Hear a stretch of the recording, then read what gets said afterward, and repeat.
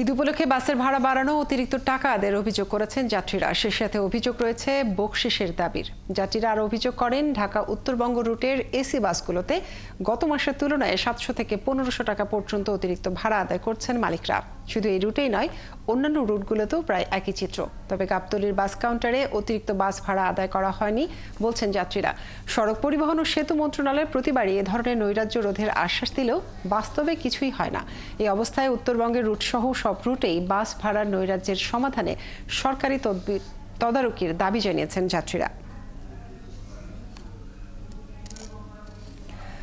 দর্শক, ঈদযাত্রার আগাম টিকিট বিক্রির আরো খবর নিয়ে কল্যাণপুর বাস টার্মিনাল থেকে আমাদের সাথে যোগ দিচ্ছেন সহকর্মী মাইনুল মারুফ।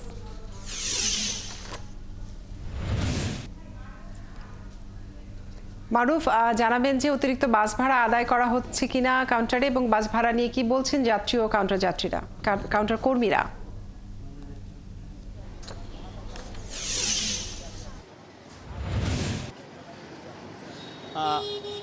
এখন পর্যন্ত যদি আমি বলি, অতিরিক্ত ভাড়ার যে ব্যাপারটি সামনে এসেছে সেটি আগাম টিকিটের ক্ষেত্রে, বা বলা যায় যে 25 রোজার পরে যেই সকল টিকিট বিক্রি হচ্ছে সেই ক্ষেত্রে যে ভাড়াটা আদায় হচ্ছে সেখানে বলা হচ্ছে যে অতিরিক্ত ভাড়া আদায়। তবে যে আমরা বাস কাউন্টারে যারা আছেন তাদের সাথে কথা বলেছি, তারা যেমনটা বলেছেন যে তারা সরকারের নির্ধারিত ভাড়া যা আছে তাই নিচ্ছেন সেই সময়ের জন্য, এবং এখন তারা যে ভাড়াটা নিচ্ছেন রেগুলার ভাড়া, সেই ভাড়াটা থেকে 300-400 টাকা বেশি এই সরকার নির্ধারিত ভাড়াটা তারা কমিয়ে রাখেন সবসময়, এবং সেই ভাড়াটাই এখন যে নির্ধারিত ভাড়াটাই তারা আদায় করছেন। ফলে তারা বলছেন যে এটা অতিরিক্ত ভাড়া না, এটা তাদের নির্ধারিত ভাড়ার মধ্যেই। অপরদিকে যাত্রীরা বলছেন যে তারাও এখন পর্যন্ত যারা যাচ্ছেন তারা এখন পর্যন্ত বেশি ভাড়া কিন্তু তাদের দিক গুনতে হয়নি।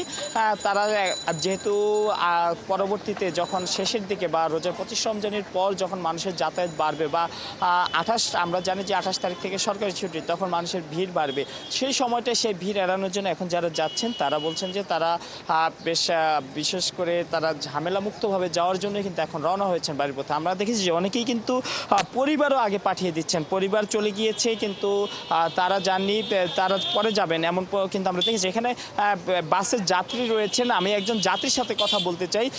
এবছর ভাড়া কেমন আদায় হচ্ছে বা অন্যান্য বছর তুলনায় কেমন দেখছেন?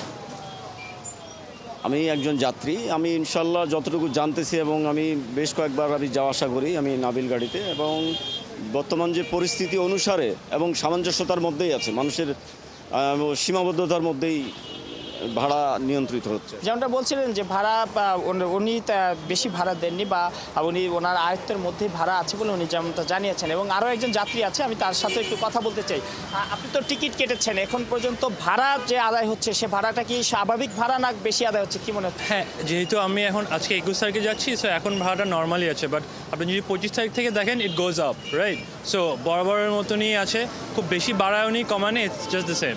সো যেমনটা বলছিলেন যে ভাড়া খুব বেশি বাড়ানো হয়নি, এবং এখন পর্যন্ত যারা যাচ্ছেন তারা নর্মাল ভাড়া যা থাকে বা রেগুলার ভাড়া যা থাকে সেই ভাড়া দিয়ে যাচ্ছেন। তবে 25 তারিখের পর যারা যাবেন তারা হয়তো কিছুটা বেশি ভাড়া গুনতে পারেন। আমরা একটি উত্তরবঙ্গের একটি গাড়ির কাউন্টারে আছি। এখানে যেমনটা আমরা বলছিলাম যে ভাড়া বেশি আদায়ের বিষয়ে, সেখানে তারা যেমনটা জানিয়েছেন যে আগের যে ভাড়া আদায় হতো এখান থেকে রংপুর দিনাজপুরে 1100 টাকা, সেই ভাড়াটা বিশেষ করে যখন ভিড় বাড়বে বা পরবর্তী যারা অ্যাডভান্স টিকিট কাটতে আসছেন তাদের জন্য সে ভাড়াটা এখন 1500 টাকা রাখা হচ্ছে। কারণ তারা বলছেন যে 1500 টাকা রাখা হচ্ছে, এটা সরকার নির্ধারিত ভাড়ার মধ্যেই আছে। এবং আমি একজন কাউন্টার কর্মীর সাথে কথা বলতে চাই, এবং তার কাছ থেকেও আমরা বাকি তথ্য ভাড়া বেশি রাখার কোনো সিস্টেম আছে কিনা বা না, আমরা ভাড়া বেশি রাখছি না, আমরা সরকার নির্ধারিত যে ভাড়াটা আমরা এটাই রাখছি।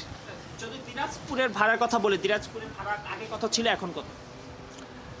এখনও স্ক্যানিয়াতে 1500 ছিল, এখনও 1500, আর নন এসিগুলোতে 900 ছিল, এখনও 900 টাকায়। জি, যেমনটা বলছিলাম যে ভাড়া তারা বলছেন যে বেশি রাখা হচ্ছে না, তবে যাত্রীরা অনেকেই বলছিলেন যে বলছেন যে এখনো ভাড়া সহনীয় পর্যায়ে আছে। মাইনুল মারুফ, আপনাকে অনেক ধন্যবাদ যুক্ত থাকার জন্য। দর্শক।